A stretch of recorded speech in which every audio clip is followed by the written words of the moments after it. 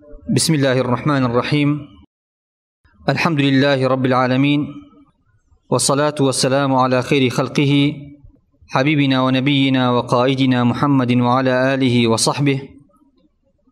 ومن دعا بدعوته وصار على هديه واستنى بسنته إلى يوم الدين. ربنا آتنا في الدنيا حسنة وفي الآخرة حسنة وقنا عذاب النار.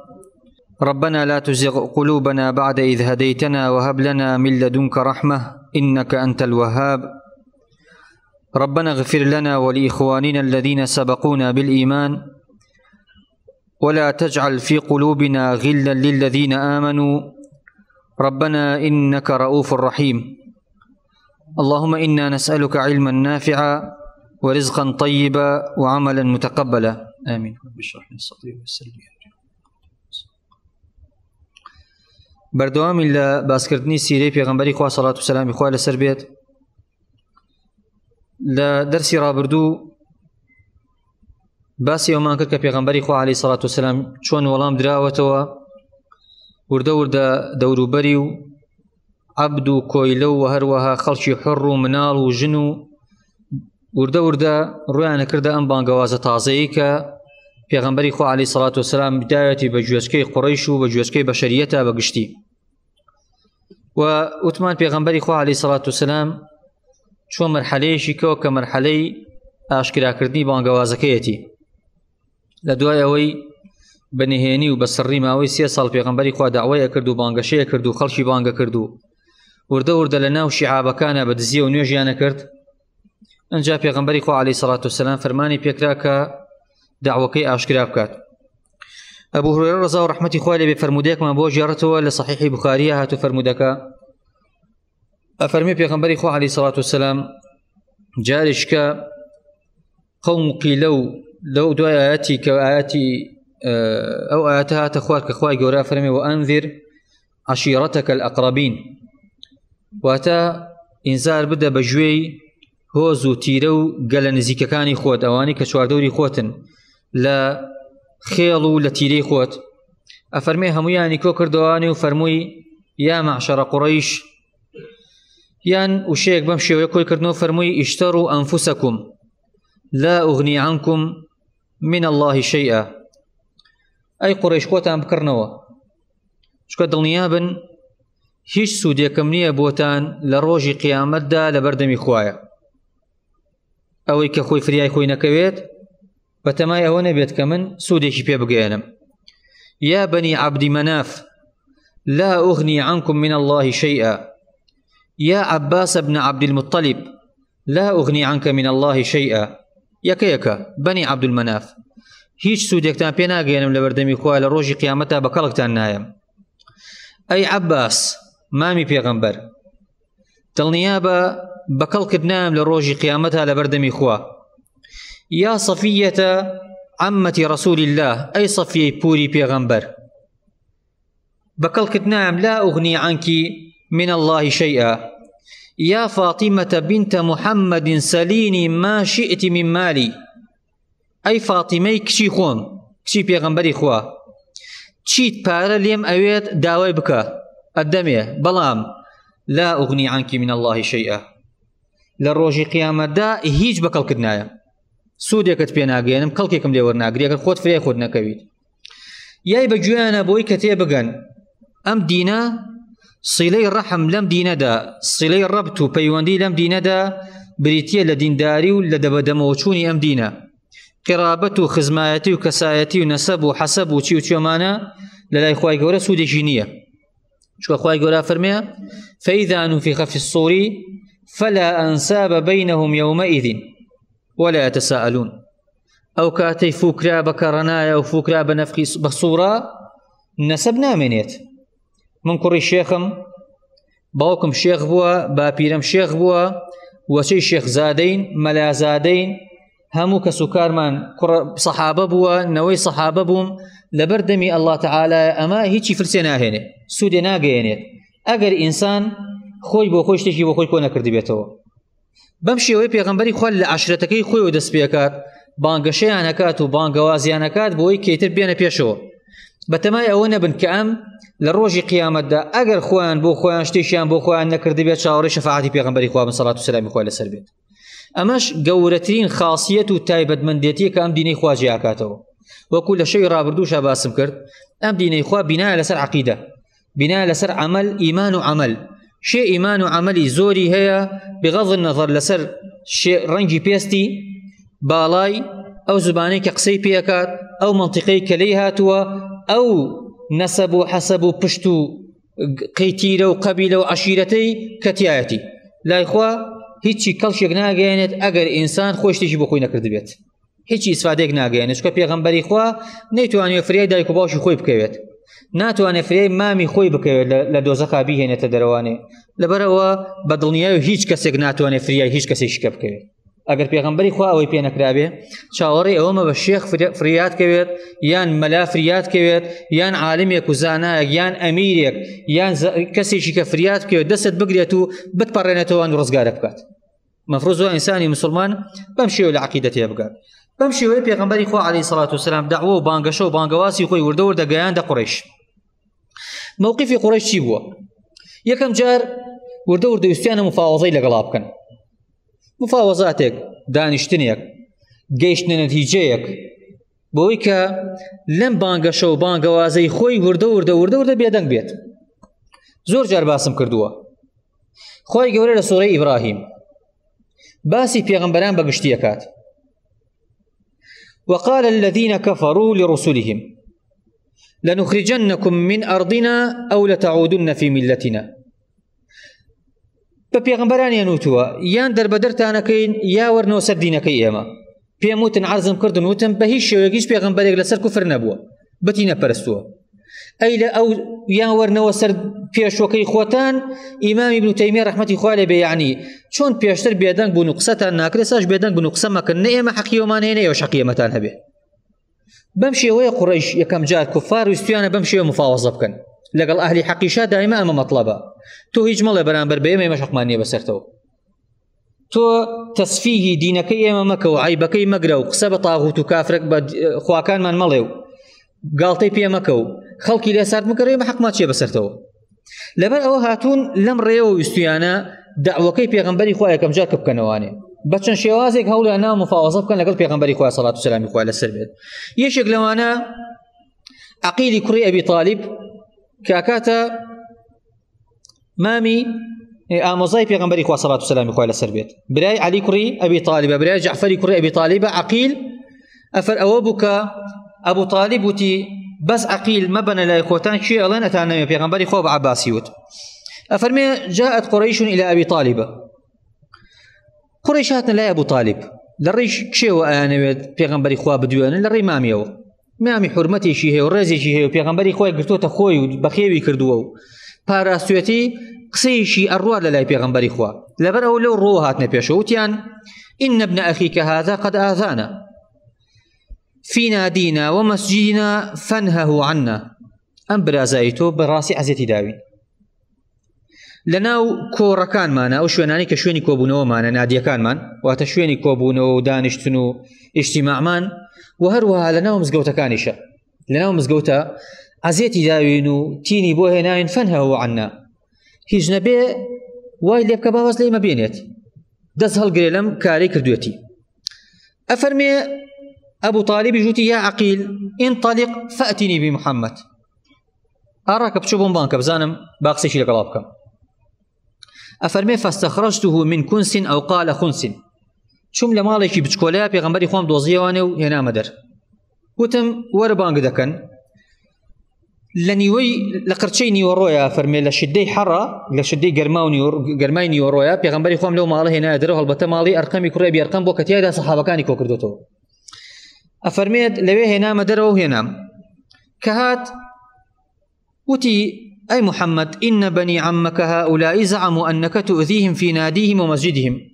فانتهي عن أذاهم. أم آموزاني خوت ئامۆزاکانی خۆت دێن پێ دەڵێن ئەڵێن وڵی عەزیەتمانە دات و تینی بۆ هێناوین و لە مزگەوتە لە شوێنی کۆبوونەوە لە هەر جێگەیەکە دێت پێمانەڵە دەما دینەکان باتیلە ئەم خوانێکیەوە پەرستوتانە چەند ساڵە هەمووی باتیلە هیچی سووتان پێناگەێنن با و باپیرانتان هەمووی کافر بوون هیچی لەسەر دین نەبوون لەسەر حەق نەبوون پێغەمبەری خوا ئەوها داوای کردووە لەبەر ئەوە تەسفیهی ئەحلامیشی کردوون ئەمانە بێعەقڵیە ئەمە سوکایەتی عەقڵەکەیەوە هاتوون سوژدە بۆ بتێگە بن خوا ڕێزیشکەی داوە بە ئینسان بەم شێوەی پێغەمبەری خوا داوای کردوون وتی مادام وایە عەزێتیان وازیان لێ بێنە بە ئەوەندەیان عەزێت مەدە ئەفەرمێ پێغەمبەری خوش سەڵات و سەلامی خوا لەسەر بێ کە گوێی لە مامی گرت پاشان ئەفەرمێ فحلق رسول الله صلى الله عليه وسلم ببصره إلى السماء پێغەمبەری خوا عليه الصلاة والسلام چاوی بڕێ ئاسمان ئەوە تەماشای ئاسمای کرد و فەرمووی ترون هذه الشمس قرچەی نیوەڕۆیە فەرمووی ئەو خۆرا بینن چاوتان لێتی دیان بەڵێ ئەروەڵا ئەیبینین فەرمووی فما أنا بأقدر أن أدع ذلك منكم على أن تشعلوا منه بشعلة ئێوە شێتان نەتوانێت بچی ئالەوێ چڵە ئاگرێکم لەو خۆرە بۆ بکاتەوە چڵە ئاگرێک بچێ لەو خۆرە لە خۆرەکەوە پارچێک ئاگرم بۆ بکاتەوە بێنێتە خوارەوە کەس ناتوانێت قەسەم بەخوا توانای ئێوە بۆ ئەوە لە توانای من زیاتر بۆی واز لەمە بێنم ئەمە قەزیەکە ناتوانم وازی لێ بێنم مەجالی مفاوەزە و دانیشتن و بێدەنگ بوون و ئەم سەر ئەو سەری تیان نییە بچن شێتان توانێت چڵە ئاگرێک لە خۆر گرتێ بەرات و بۆم بێنێتە خوارەوانێ ئاسانترە لەوەی کە داوە لە من بکەم واز لەوە بێنم کە دعوە بۆ ئەم دینە بکەم و تەسفیهی ئەحلامی ئێوە بکەم و گاڵتە بە خواکانتان بکەم ئەفەرمێ ئەبوو طالب کە ئەمەی بیسوتی والله ما كذب ابن أخي قط فارجعوا راشدين بەخوا لە ژیان مام برازایم درۆم لێ نەبینیوم برازای خۆم بەعەقڵەوە بگەڕێنەوانی و ئێوەش واز لەو بێنن ئەمە مەرحەلەیەک لە مەرحەلەی مفاوەزات لە مەرحەلەیەکی کە ئەبوو طالب نەخۆش کەوت ئەفەرمێت پێغەمبەری خوا عەلەیهی سەڵات وسەلام هاتبوو سەردانی مامی بکات بۆ لای نەخۆشیەکەی شوێنێک مابوو لە شوێنی لە پشتە سەری بە مامی ئەوانێ چۆڵ بوو ئەبوو جەهل هات و لێوا دانیشت ئەبوو جەهل کە پێیانەوت ئەبوو حەکەم عەمری کوڕی هیشامی ناو بووە ئەو شەخصە بۆ کە پێغەمبەری خوا عەلەیهی سەڵات وسەلام فەرموویەتی اللهم أعز الإسلام بأحد العمرين خواي گەورە عیزت بدە بەم ئیسلامە بە یەکێ لە دوو عومەرەکە یا عەمری کوڕی هیشام کە ئەبوو جەهلە یا عومەری کوڕی خەطاب چونکە ئەم دوو شەخصیەتە زۆر ئازا بوون یعنی ئەبوو جەهل لە شەخصیەتە ئازا بەناوبانگەکانی ناو قوڕیش بووە یەشێک بۆ قسە ڕۆیشتوو بووە ناسراوە بەوەی کە فعلا حکمەتی لێ ئەبارێت و ئەهلی داناییە هاتە پشتە سەریەوە دانیشت و ویستی لەوێشا کە نەخۆشە شتێکی کە بیاتەوە بەژوێچکە وتی ئەلا تەڕە ابن ئەخیکە قەد یەقع فینا نابینی ئەم برازایە زۆر قسەمان پێڵێ یەقع فینا یعنی ژنێومان پێدە قسەمان پێڵێ تۆ ئاگات لەمەیە ئەویش فەرمووی ئەم قەومە بۆ شکاتت لێ ئەەکەن بەردەوام ئەم هۆزە بۆ شکاتت لێ ئەەکەن ئەویش فەرمووی والله ئەی مامە ئەمایە داواکەم أريدهم على كلمة تدين لهم بها العرب وتؤدي إليهم العجم الجزية کەلیمەیەکم بۆ هێناون کەلیمەیەک ئەم کەلیمەیە ئەگەر هەڵی بگرن ئیشی لەسەر بکەن هەرچی عەرەب هەیە هەر هەمووی ملکەش بێ بۆیان هەرچی غەیری عەرەبیش هەیە هەرچی عەجەم هەیە بە ملکەچی سەرانیانەداتێ کەلیمەیەکم بۆ هێناون وما هي مامی وتی ئەو کەلیمەیە چییە تۆ ئاوە یاوتە بە ژیانە و ئیزعاجیانەکەی فەرمووی پیانەڵێم بڵێن لا إله إلا الله ئەم وشەیەم هێناوە بڵێن لا إله إلا الله تطبيقي كان وشي لا إله إلا الله كلمة توحيدة وكو عرزم كردن جغزو بوختو زبدي رسالي بيغمبران صلاة والسلام إخوان لسر بأمو شيبوا إنساني إيمان دار أبي بزاني لا إله إلا الله تشيا لا إله إلا الله متطلبات داوا كاريكاني تشيا لا إله إلا الله تشيها لي أوشينيتو لا إله إلا الله تشيها لأوشينيتو شو لا إله إلا الله كومالك شد يك بارشة همي أخزيني فريئة أنا بجزاني وأنا لا إله إلا الله يعني شيء أفرمي أواني جوتيان أجعل الآلهة إلها واحدة يا أخي أمي يغلد أغلى هرشي خوا بيبكر بيخوا نابي هيش برستراويش كهبه نابي هيش تيغهبه قدسيته مكانته قوريو حرمته سياديها بيه بسر خلقواني غيري الله نبيت أماني كردومانة شان صالة همي بوشال بكريتو هر أو دعوة أمر قرص لا يخلق هر أو دعوة كتودي لا يبخلق باسي واقي بلاي ديني خوا بالا دزبه وشي لا إله إلا الله بچسبه لا يتقبل ناكرك أو منظومة كأسا بشريتي لسر بناكرا وبمخالفة لا إله إلا الله لرقو الرشو أم ديني خوا هلي وشينتواني ناي هلاي شكا منظومة كهمي باطلة همي هالخلطان ديني خلقه همي تشاو بستا همي فرتوفيل ونفاقه هەموو شتی ژێربەژێرە تۆ نازانی چییە تیایدا بەس قیمەت بۆ ئینسان نەماوە هەرچەندە ظاهیرەکە و ڕووکەشەکەی ناوی بنێن پاراستنی مافی مرۆڤ ناوی بنێن حورمەتدانەوە بە ئینسان ناوی بنێن عەسری سیادەی بەشەر ناوی بنێن عەسری سیادەی عەقڵ ئەگەر چی ئەم ناوانەی لێ بنێن بەڵام لە حەقیقەتدا لە ناوەخنەکەیە بریتیە لە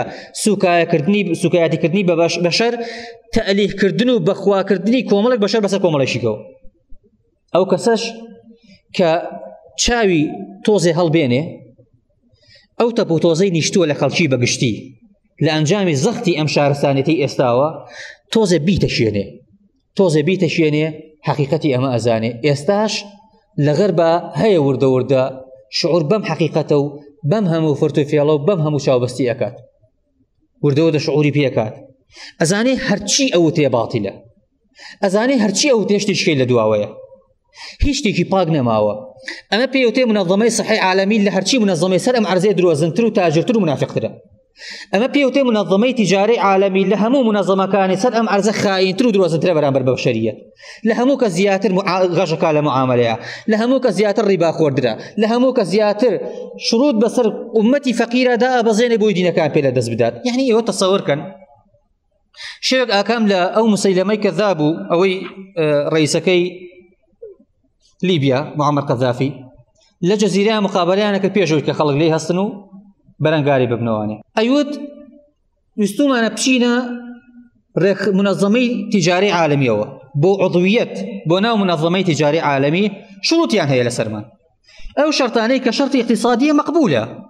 کۆمەڵێک شروط هەیە شروطان هەبێ بۆ تۆ بیتە عضوی لە منەظەمەی باڵێن لە منەظەمەی تیجاری عالەمی ئەو شەرط لەوەیە شەرتێکی کان داناوە کە ئەم شەرتە شەرتێکە قابلی ئەوە نییە کە تەنازولی لێ بکەیت شەرتەکەش ئەوەیە نابێت لە وڵاتەکانتانە ئافرەت سونەت بکرێت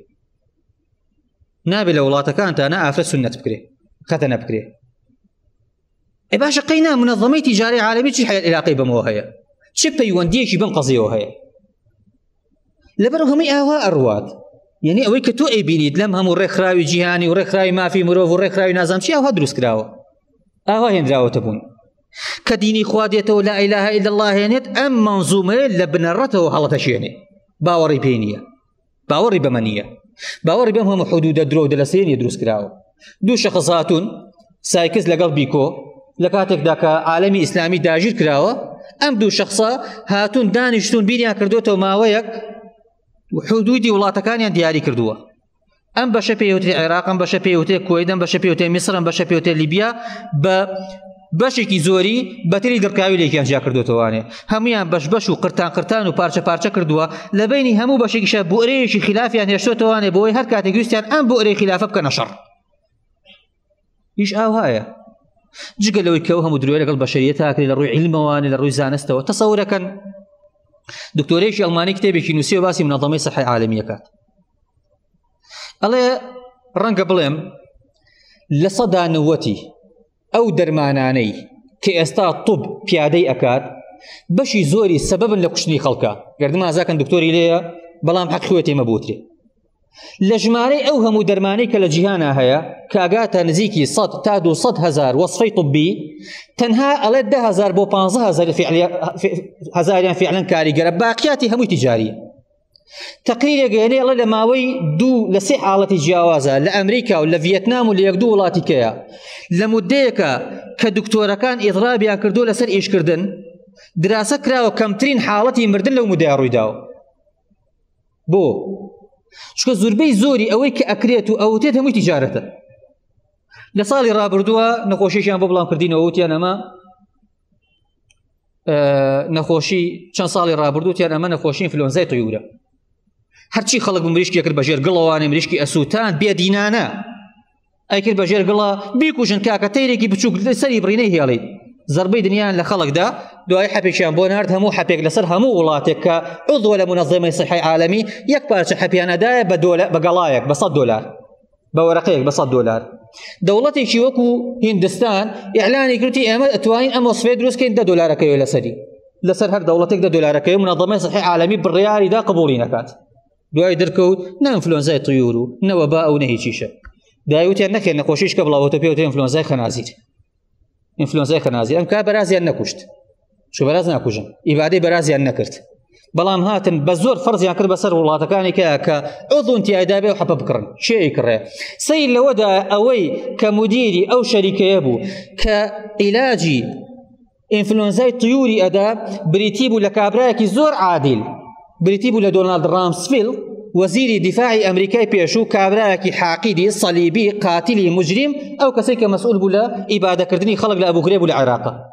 ئەمە بەدەم خەڵکەوەیە و فریا ئەوە بکەوێت لەبەر ئەوە ئەم مەنظومەی عالەمە هەمووی باتیلی ئێستا دروست بووە لەسەر ئەساسێکی باتیل و درۆ دەرەسە دروست بووە ئەم دینەی خوا کە ئەو کاتە هاتوو ئەم مەنظومەی هەڵتەکاندوتەوەوانە بۆیە خەڵک بەلایەوە تەقبول نەکراوە چەند ساڵە ئاوا ئاژی پێغەمبەری خوا فەرمێت هەمووی باتیلە دینێکم بۆیە وتیانە ئەجعل الآلهة إلها واحدة إن هذا تأخير إن هذا لشيء عجاب والله مسيرة نخير يانود إن هذا لشيء يراد أما شتي لبشتوى كاكا أما دستيك هي إيشي لبشتوى أكاد أم بيغمبر أم قصي أكاد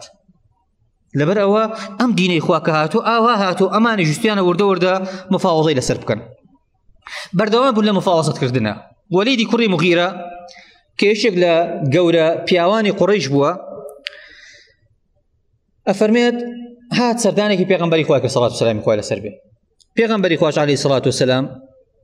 هندي قرآني بسر أخرت أويش ورده نرم بو چونکە ئەوەی کە قورئان عەرەبی بزانێت توانای ئەوەی نییە مقاومەی ئەو قورئانە بکات ئەوەی خوا بەهرەی زانینی عەرەبی دابێتێ بەس تۆزێ بە ئینسافە ئەو قورئانە بخوێنێت ناتوانێ خۆی جێل کات ناتوانێ خۆی نەدا بەدەستەوە ئەو قورئانە کەلامی بەشەر نییە ئەو قسانە کە ئەیخوێنی لە نوێژا قسەی بەشەر نییە لە قسەی بەشەر ناچێ هیچ شتێکی لێی بەشەر ناچێ نە لە شیعرە چێ نە لە نەثرە چێ هیچ شتێکی لێی بەشەر ناچێ فعلەن شتێکە خارقە لە دەرەوەی توانای بەشەرە لە دەرەوەی توانای ئینسانە ئەمەی کە بەلای تۆوە شتێکی ڕۆژانە لە بەردەستایە بەرجەستێ ئەوەی خوا بەهرەی دابێتێ بەس لە زمانی عەرەبی شارەزا بێت و لێی بزانێ ئەزانێت کە ئەمە هەموو کەلیمەیەکی موعجیزەیەکە هەموو کەلیمەیەکی عەرەبیش زانابوون بە لوغە باشترین شتێک کە عەرەب شانازی پێوە کردی بێت لە سەردەمی جاهیلیەتی خۆیان بریتی بوو لە زمانەوانی خۆی بریتی بوو لە لوغەیان لە فەساحەتیان توانایشی لغویان هەبوو تەسەوری ناکەی زمانی عەرەبی هیچ زمانێک نییە شان بالەشانی لەم عەرزەیە هیچ زمانێک کاڵن زمانی ئینگلیزی زمانێکی عالەمیە ئەو زمانەیە کە زمانی دەسەڵات و غالیبە ئەمڕۆ قووەت لە پشتیەوە هێزاڵی کردووە ئیژنا زمانێکە زۆر کاولە زۆر سەقەتە ئەوەی کە زمانی ئینگلیزی بزانێ زۆر سەقەتە زمانی ئینگلیزی بەڵکو زۆر کوێر و زۆر دەشکاوە لە هەندێشتا زمانێکە توانای ئەوەی نییە مواکەبەی هەموو شتێ بکات ئەمە لاتان غەریب نەبێت بەلا تۆ سەیری بێ ئەمڕۆ ئینگلیزی بۆتە و زمانی کە خەڵک ڕاکا بێ فێر ببێت مناڵی خۆمان فێرەکەین خەڵک فێرەکەین چونکە زمانی غالبە قووەت لە پشتیەوە هەیە دەسەڵات و قووەت لە پشتیەوە ئەو کاتەی کە ئیسلام حەضارەتیە بۆ ڕێک عەکسی ئێستا بووە خەشەکانی کاتی خۆی لە ئەڵمانیا وردە شتیان نووسی و گلەیی ئەویان کردوتیانە گەنجەکانی ئێمە زمانی خۆمان فێر نابن چەند زمانی عەرەبی فێرە بن ئەو کەسەی کە زمانی عەرەبی زانی بێ لە ئەوروپایە مسەقەف بووە ئەوەی کە نەیزانی بێتیان نامسەقەفە قسەی وەرناژیری ئەمە ئەو زەمانە عەکسی ئێستا بووە ئێستا عەکس بۆتەوە ئێستا ئینگلیزی نەزانێ نامسەقەفە سەقافەتی نییە بۆ چکۆڵن زمانی عەسرە زمانی مواکەبەی عەسر ناکە لەگەڵ یان نابڕێت لەبەر ئەوە عەرەب زۆر بە قووەت و بەتوانا بوون لە بەلاغەتە خوش قورئانی ناردووە بۆی تەحەدای بەلاغەکەی ئەوان بکات ئەفەرمێ دوای ئەوەی پێغەمبەری خوا قورئانی بەسەرا خوێن وردە نەرم بوو لێ ئەبیسترا کەشل بووە وردە دڵی نەرم بووە ئەبا جەهل بیستی وتی وەڵڵاهی بیستومانە شتێکی وامان بیستووە چوویتە لای پێغەمبەر لای محەممەد و ئەڵێن تەئثیرێکی لەسەرە دروست کردووە جا ئەگەر ئەڵێیت و قەزیەکە مادەی و بە مادە هەڵی خەڵەتان دویت باش تێ پارە دەهینێ پارەت بۆ کۆکەینەوانی تۆ سەیری ئەم عەقڵێتە لە هەموو سەردەمێکار هەبووە ئەوەی کە بێ بە موسڵمان و بێتەوە سەردینی ڕاستی ئەڵێن بەخوا ئەو قەزیەکە پارەیە ئیشی پێێتی وەکو ئەوەی کە لە دینی خوا پارە دەستکەوێت لە شوێنی کار دەست نەکەوێت یعنی بەعکسەوە بەس لە دینی خوا پارە دەست ناکەوێت ئەوەی کە شوێن دینی خوا بکەوێت بە حەق پاری دەست ناکەوێت سەراحەت يعني لا صار الرابردوها باسي محدثين بوكردن أعمش محدث يقبو بيني جنجك بيني بيبو أم بابلين لوحي نسين أمانة وتي وخريكي شوتي والله خريشي حديث ولا بركرتني حديث وكوكرتنا حديث وما يبن بالي حديث سيرك فرمي إذن فبشر أهلك بالإفلاس شو مش دبك سكارك ولا مدى مفلس بيت ديني خوا باريتي هذا زناك وإنسان حق به بارا خواردني تيانية وأنا زاني أميش قصدك وباريش خصوت بردسيوتي بابا قد علمت قريش أني من أكثرها مالا بابا خو قريش زاني من لا مكس دولة من ترم باسي تشي كي باريشي وتي دي باشا قرازكي فقل فيه قولا يبلغ قومك إنك منكر له تو قرازكي سيشي لسبك باخلق باورك كتو باورت بيني رقد ليتي وتي باشا تشي بيبلم يعني تشي بمحمد بلم نايو تشي بيبلم فوالله ما منكم رجل أعرف بالأشعار مني ولا أعلم برجزه ولا بقصيده مني ولا بأشعار الجن والله كسنا لمشاعر ترنين نك شعري وشعري جنوك جزانا بخوا هرشي سرو بوري شعر هي زانم بس بخوا والله ما يشبه الذي يقول شيئا من هذا بخوا وإيغديش لما ناشي يعني بدروا لك الخوة ما بكم لا شعر ناشي والله إن لقول الذي يقول لحلاوة أقصاني كيكا شيرينية شتيايا وإنه لمثمر أعلاه مغدق أسفله سري همي برهم جيري شهر همي ترائية قسكاني وإنه لا يعلو ولا يعلى أو قسيك أو إيكات كزناتو أن ظالبيته بسرية وإنه لا يحطم ما تحته هرشي لجيريات يليوشيني كسخوي وناقرب أنقسانا لا يرضى وجوتي والله لا يرضى عنك قومك حتى تقول فيه تاوكو شتيشي بياناليت بخوا قومو دسلي لقنو وازد ليهنن قال قف عني حتى أفكر فيه دوتي وازن ليبينن بابي ديشي لبكم واني بزانم شي بيبلم زوري بير كردواني أخيرا وتي إن هذا إلا سحر يؤثر يأثره عن غيره والله أما سحرك ولا غيري خوشي وهي قدت سحري خوشينية كسيش كفيريكا خواي قورا آياتي نار الخوارو فرمي ذرني ومن خلقت وحيدا وجعلت له مالا ممدودا وبنين شهودا ثم يطمح أن أزيد كلا سأرهقه صعودا وشون أفرمي إنه فكر وقدر فقتل كيف قدر ثم قتل كيف قدر ثم عبس ثم بصر أبيا وهات هناي سري برد أم سري كر أو سري كر شاي بربو آسمان بيري كردو بلاشي أخيرا وتي الله يباشني شدو يبلم سحري لما بدرش تيش كان أوتي لم دقيوة حربي ادعاء لسر بيغنبري خواد السبيكر صلى الله عليه وسلم خواد السر بير بينا يريد لوي مفاوضة كتنازل ناكات أي شيء بكات أنجا ادعاء دروس كردن بو بيغنبري خوا أمش بردوم منهج كفارة أو دقيقة بحجة بيد ناوري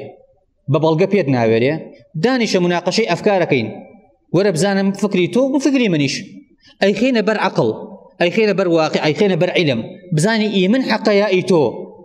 ديت لقلطة تا أو دقيقة هسكا أدوري أنجاشتي كدس بيكات ببروباغندا بو كردن بوت أما كومالك دزن أما كومالك نهر أساسيا خرابة أما دسيكي خارجي لبشتيويتي أما شاعرة أما ساحرة كرة مشيت بوا أما بدوي منصبها أقريت أما شي أكاد ورد حربي ادعاء دروس كردن بسر أم دينوا إجينا أجر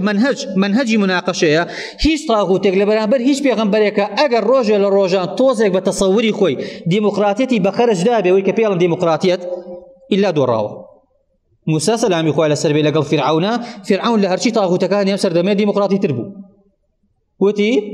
روجك بخر بيني خومان وخوتواني موعدك دابني هيش من مخالفينكين هرشي خلقي كويا كينواني بزانين إيمن حقيقيتو مولاتي دابا موسى سلامي خويا لسربيت بعرض حجي خوي بكات او كاتيك موسى سلامي خويا لسربيت ايش بخوي ساحر كان خويا ودين او كاتيك ادوري انجح الرشد سبيكات لئن لم تنتهي يا موسى لنجعلنك من المرجومين اگر وازن بزمن هيني بخوار رجم دكين بردباران دكين ولي قبولناكي طواغيت اما ايشيانا يكم جار مفاوضه كردنو هاتنا بيش دوايو كبحي حجه وراه انجا شاو سور كردنو هرشا كردنو ورده دروس كردني كوملك شبهات لسر شخصيتي دعوك لسر پیغمبري خو صلى الله عليه وسلم لسر اصلي دعوك لبرو قريش لدواي اما كوتنا حربي ادعاء كردن بروباغندا كردن بو پیغمبري خو بوي كساحره بوي كشاعره بوي كشيتا